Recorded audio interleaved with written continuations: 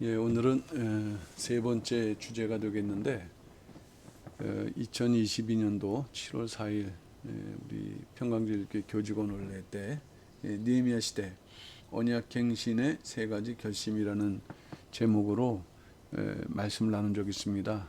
느헤미야 9장 38절, 10장 30절, 31절을 본문으로 느헤미야 시대 언약갱신의 세 가지 결심이라는 말씀의 은혜를 잠시 나누고자 합니다.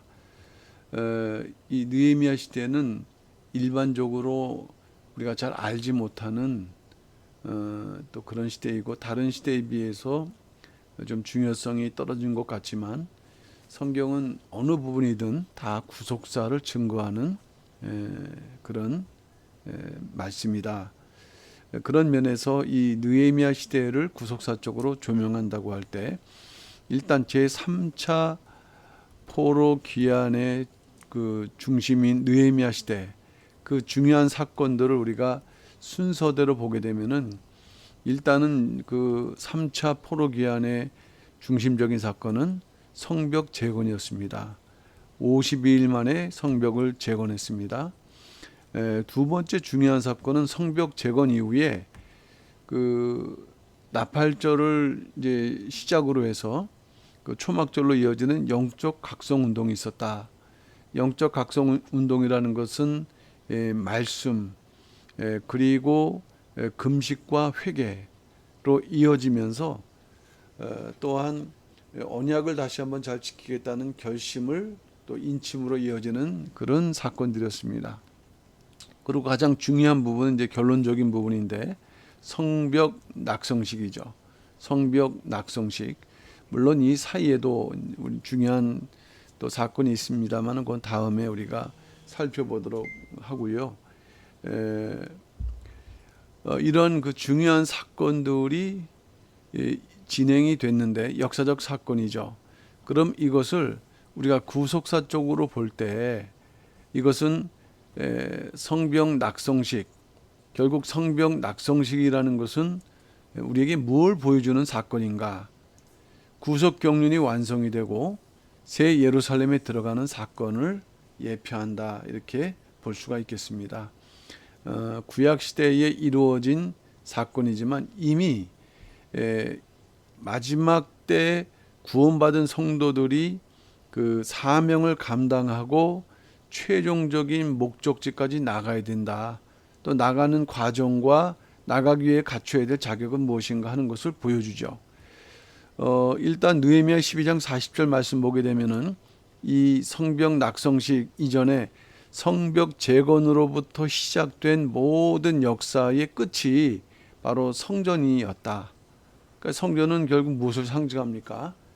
결국에는 마지막 성도 입장에서 보면은 새 예루살렘 성을 상징하기 때문인 거죠. 그렇기 때문에 우리가 이 느헤미야 시대의 사건들을 그러한 면에서 조명하면서 살펴보는 것이 중요하다. 아까도 설명드렸지만은 성벽 낙성식 이전은 영적 각성 운동이 있었고, 그 중심은 말씀과 금식을 기반으로 한 언약갱신과 인침이 있었습니다. 갱신, 이 갱신이라는 것은 다시 새롭게 한다는 의미거든요. 그러니까 뭔가 마지막 때가 되게 되면 한 번의 그러한 기회, 마음을 새롭게 하고 남아있는 과정들을 잘 감당할 수 있는 그러한 출발점이 있다. 또 한면으로는 언약 백성이면서도 불구하고 다시 갱신하지 않으면 안 되는 죄악과 신앙의 문제가 담겨 있다는 것을 사실은 그 암시를 하고 있는 것이죠. 그러니까 우리는 그 성도들은 항상 그 갱신하는 삶을 살아야 되는 것이에요. 나는 날마다 죽노라. 사도 바울 같은 그런 위대한 인물도 그 죄의 문제에 대해서 죽고 또 하나님의 은혜로 다시 사는 그런 것처럼, 그 마지막 성도의 삶은 언약을 늘 갱신하는 그런 삶이 된다.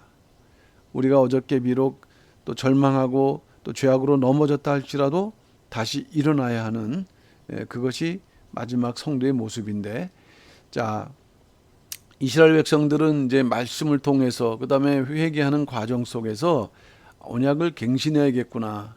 자기들이 지키지 못했던 것들을 이제 지키겠다는 결심을 할 때 그 당시 이 느헤미야는 이스라엘 백성들에게 세 가지 조건을 제시합니다. 그들이 반드시 지켜줘야 하고 이것이 지켜질 때 또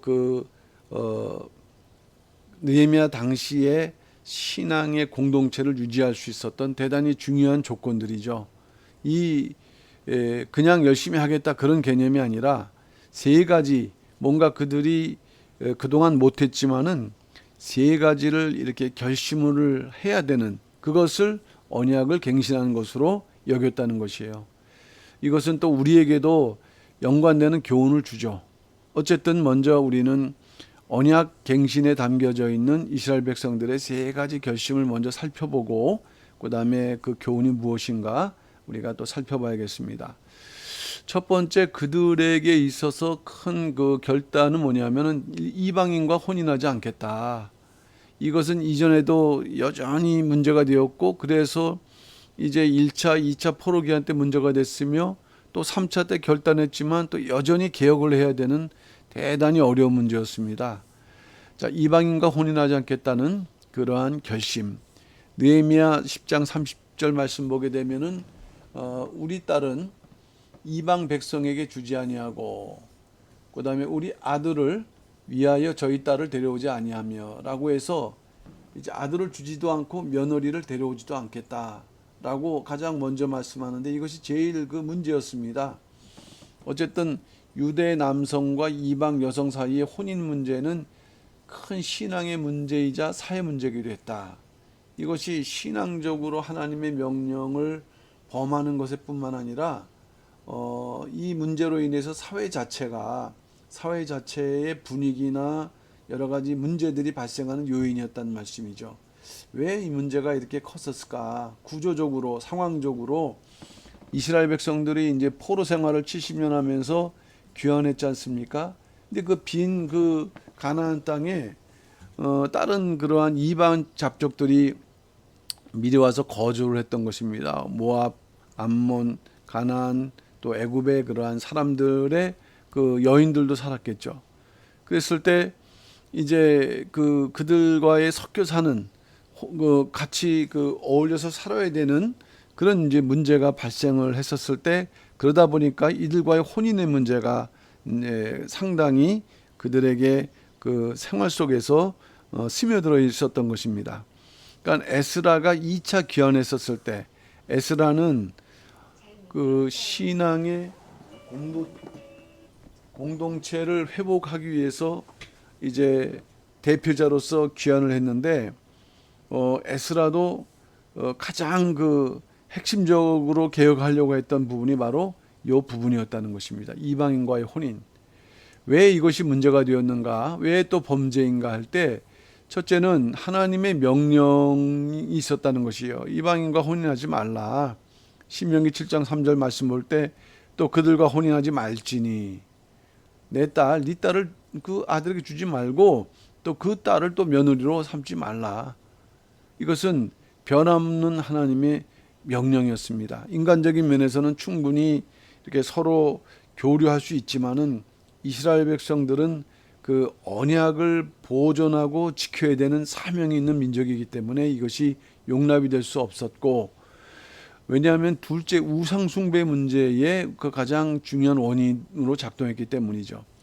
신명기 7장 4절 말씀 보면 그가 내 아들을 유혹하여 그로 여호와를 떠나게 했다 그랬죠. 왜냐하면 이미 그 여인들도 이방 신상을 섬기는 여인들이에요. 그래서 다른 신을 섬기게 함으로 인해서 하나님을 떠나게 했던 것입니다. 그러니까 진노를 일으키죠. 또 그 멸망을 받게 되죠. 이것은 개인의 문제가 아니라 가족이 파산되는 것이고 한 가족이 파산되면서 그 동네 더 나아가서 나라가 이러한 큰 그 위기를 맞는 문제가 우상 숭배 문제 이전에 또 원인으로는 이 이방인과 혼인하는 문제였다는 말씀이에요. 그러니까 이방인과 혼인함으로 첫째 하나님의 명령을 어기죠. 그리고 두 번째 그들과의 혼인이 이방을 숭배하는 통로가 되었다는 거예요. 통로로 그냥 이방 죄악들이 이렇게 쉽게 이스라엘로 들어오게 되는 빌미가 되었다는 것입니다. 그러니까 이러한 첫 번째 그 언약 갱신의 그 결심, 무엇을 우리에게 교훈하는가? 언약 백성은 무엇보다도 하나님의 말씀에 순종하고 지켜야 된다. 그래서 거룩함을 지켜야 된다 하는 것입니다. 그러니까 이방인과의 혼인, 이 문제는 적어도 이러한 첫 번째 하나님의 말씀에 순종하는 문제, 두 번째 거룩함을 지키는 문제를 함축하고 있다. 에베소서 4장 22절 말씀 볼 때 너희는 유혹의 욕심을 따라 썩어져가는 구습을 좇는 옛사람을 벗어버리고 은혜를 입고 하나님의 자녀로서 또한 이렇게 은혜를 입고 또 살아가면서도 불구하고 늘 여전히 우리는 유혹의 욕심을 따라 살아갈 수밖에 없는 것이에요. 그러니까 늘 이렇게 결단을 요청하죠. 갱신을 요청하죠. 옛사람을 벗어버리라. 그러니까 날마다 옛사람의 옷을 벗어버리고 또 새 옷을 입어야 되는 그런 그 언약 갱신의 결심. 세상 것, 이방인은 또 세상, 여자는 또 세상을 상징하는 거 아니겠습니까?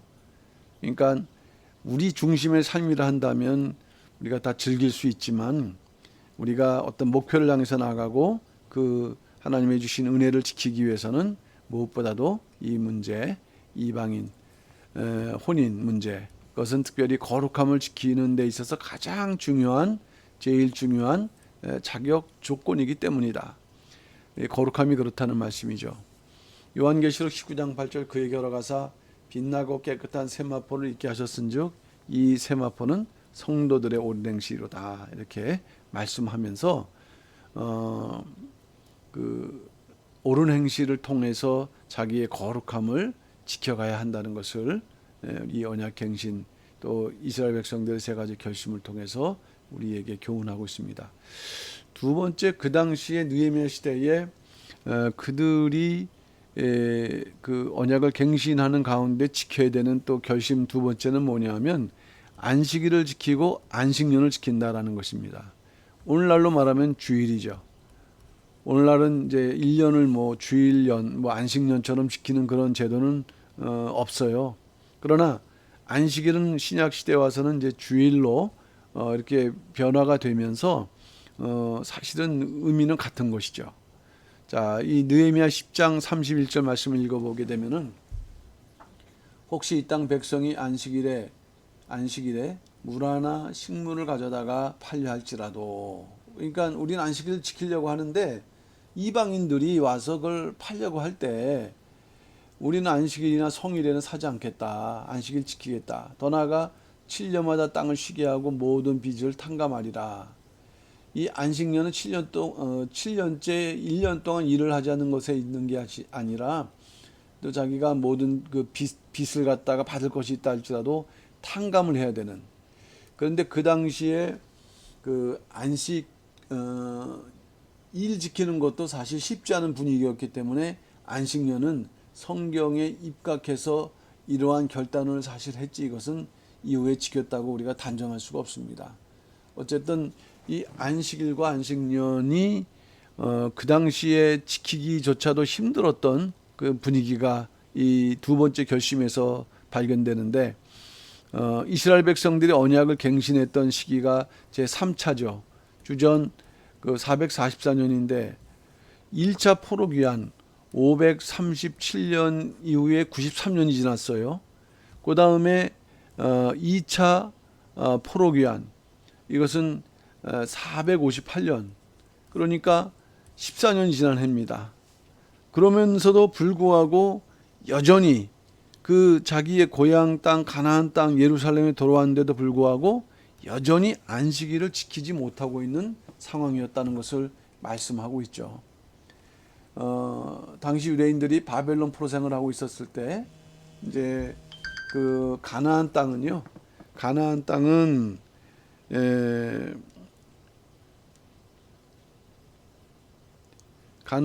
이미 이방인들의 거주지가 되었다는 말씀이에요. 이방인들의 거주지가 되었고 어떻게 보면은 이거는 뭐 그 어떤 역사적인 자료에 우리가 근거한 그 결론이라고 이렇게 본다고 할 때 인구적인 면에서 보더라도 이방인들의 숫자가 더 많았다. 이제 이렇게 전제할 때 그 가나안 땅, 특별히 예루살렘 주변의 상권은 이미 이방인 중심으로 형성되었다. 그러니까 이미 오랫동안 이방인 중심으로 모든 시장 경제가 이루어졌고, 그랬기 때문에 이방 이스라엘 백성들이 새로 와서 이제 거기에서 살아간다고 할 때 이들을 쫓아내지 않는 이상에는 뭔가 이방인들의 경제 질서에 편승을 해야 되는 이런 상황인 것입니다. 그러니까 이러한 이유로 그 당시에 그 이방인들은 안식일을 지키는 법도가 없으니까 그냥 안식일에도 물건을 이제 팔러 오는 것입니다.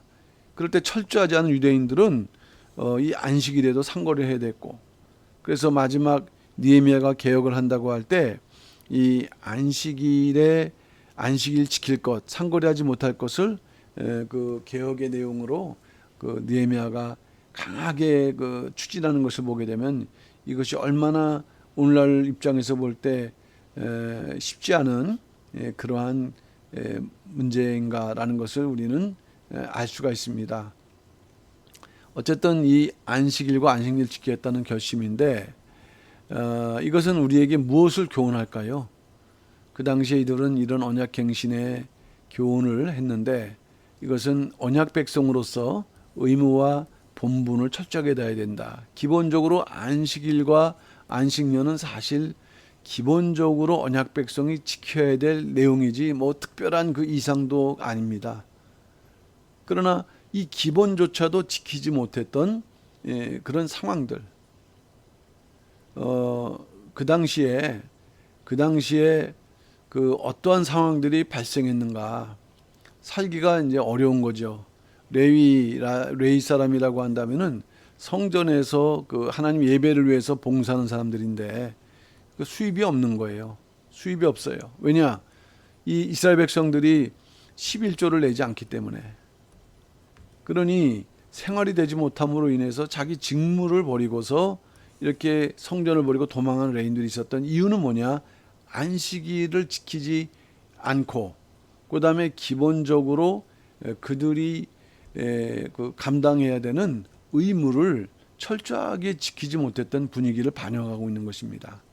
느헤미야 13장 10절 말씀이죠. 내가 또 알아본즉 레위 사람들의 받을 것을 주지 아니하였으므로 그 직무를 행하는 레위 사람들과 노래하는 자들의 각각 그 전리로 도망하였기로, 먹고 살기 위해서 직무를 버리고 도망했다는 것입니다.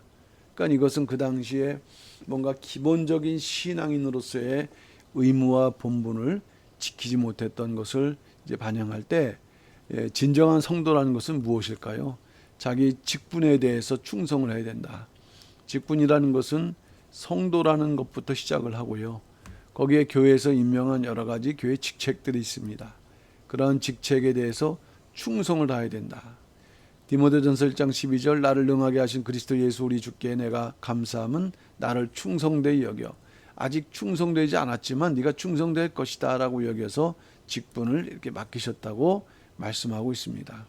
그래서 우리가 이러한 충성을 이뤄나갈 때 하나님 보실 때 진정한 충성을 해야 되는데, 이것은 이제 어디까지 충성이냐면은 환난을 당하는 가운데서도 충성해야 된다. 마지막 요한계시록 2장 10절 말씀 올 때 너희가 10일 동안 환난을 받으리라. 내가 죽도록 충성하라. 이것은 그때 뭐 환난을 당할 때 교회를 하겠습니까? 자기 신앙을 지키는 상태죠. 신앙의 변절함 없이. 그것 자체도 하나님은 충성이라고 말씀했어요. 그러니까 마지막 요한계시록 2장 10절에서 어쨌든 이 충성의 그러한 그 환경은 이와 같이 엄청난 마지막 때의 환난 가운데서도 충성해야 된다 하는 것을 이렇게 말씀해 주고 있습니다.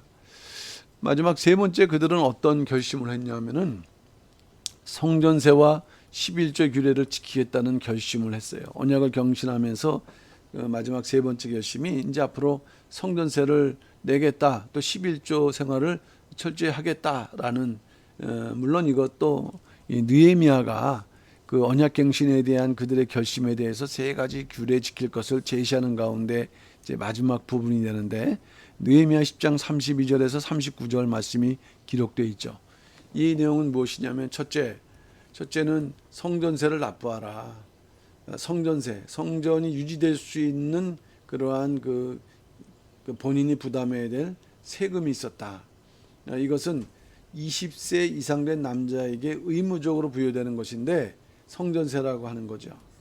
반세겔의 속전을 성전을 드려야 되는 성전세로 드려야 되는데 이것의 유래는 장자 재앙 때 죽임을 면하게 된 이제 장자들, 이스라엘의 장자들의 죽임을 면하게 된 것에 대한 감사 헌금을 반세겔, 그리고 이것을 성전세로 하나님께서 돌리셔갖고 이 성전 제사와 절기에 필요한 물품을 구입하는 예비비 형식으로, 그래서 성전이 하나님의 예배를 드리는데 어려움이 없도록 이 세금을 갖다가 이제 만들었는데 이걸 내지 않는 것이에요.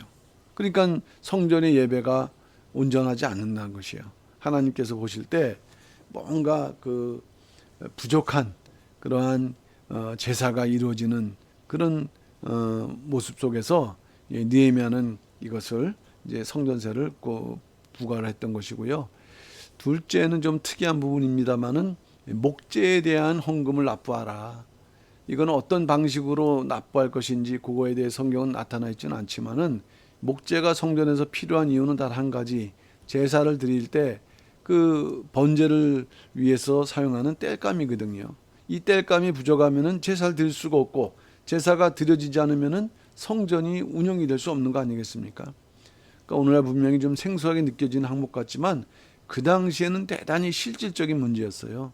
성전에서 쓰는 것은 또 별도로 뭔가 성전에 필요한 그러한 물품들을 구입하고 운영될 수 있는 그러한 비용이지만은 또 이제 이 땔감을 구입하기 위한 그러한 별도의 비용이 아마 필요했던 것 같습니다. 그래서 이것을 이제 실질적인 문제를 이렇게 제실함으로 또한 예배가 예배답게 이루어질 수 있는 의무를 이렇게 부과하고 있는 것입니다. 세 번째는 이제 11조 규례였습니다. 11조. 11조는 우리가 잘 아시는 부분인데 수입의 10분의 1이죠. 10분의 1. 자, 왜 11조를 하나님께서 명령하셨습니까? 그것은 우리가 가지고 있는 소유가 우리의 것이 아니다. 하나님 것인데 다 드릴 수는 없기 때문에 10분의 1만 드려라. 이것을 알려주는, 우리의 인간의 소유가 하나님의 것임을 알려주고 고백하게 하는 그런 예물이거든요. 이 11조는 어떻게 사용되느냐? 오늘 교회도 마찬가지예요.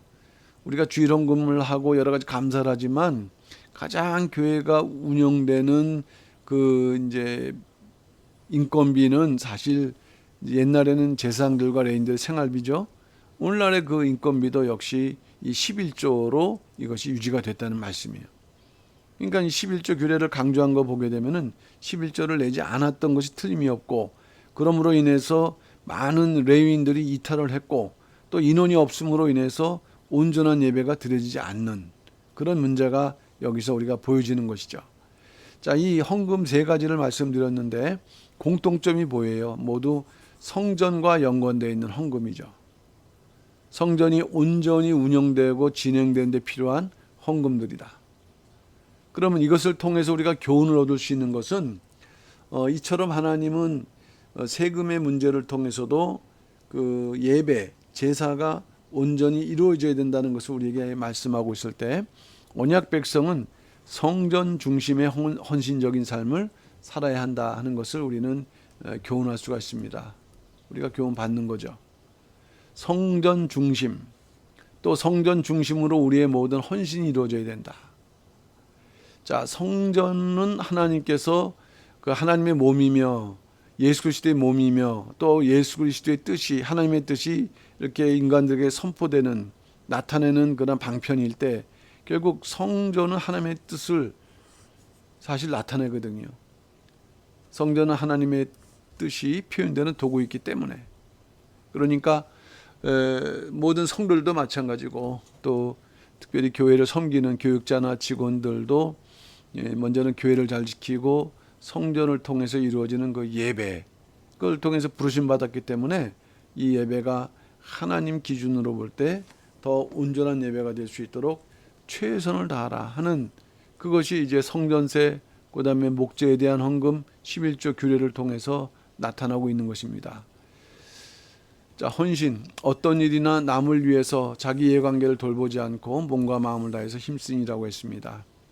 그래서 특별히 마지막 성도는 헌신을 하되 즐겁게 헌신할 수 있는 정도의 신앙의 단계가 높아져야 된다. 사사기 5장 9절 보게 되면 이 즐거운 헌신이 나와요. 내 마음이 이스라엘 방백을 사모함은 그들이 백성 중에서 즐거이 헌신하였음이니라. 여호와를 찬송하라.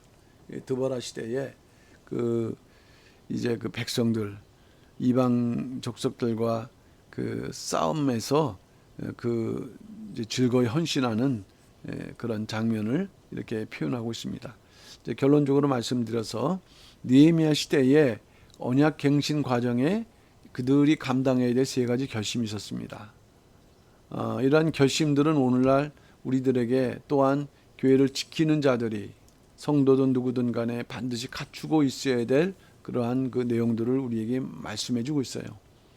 갱신이라고 할 때 새롭게 한다 그랬습니다. 그래서 날마다 자기 자신을 새롭게 할 수 있어야 하고, 그런 새로운 마음으로 또 이렇게 성전 중심, 하나님의 뜻 중심, 또 맡겨진 사명에 그러한 정말 최선을 다하고 정성을 다하고 충성을 다할 수 있는 그러한 중심의 삶을 살아가는 것, 이것이 바로 그 당시에 그 언약 갱신을 통해서 우리에게 보여주는 교훈이라고 할 수 있겠습니다. 이러한 하나님의 그 마음에 합당한 삶을 살 수 있도록 노력하는 우리 모든 성도들 다 되시기를 바라면서 오늘 여기서 말씀 마치도록 하겠습니다. 예, 감사합니다.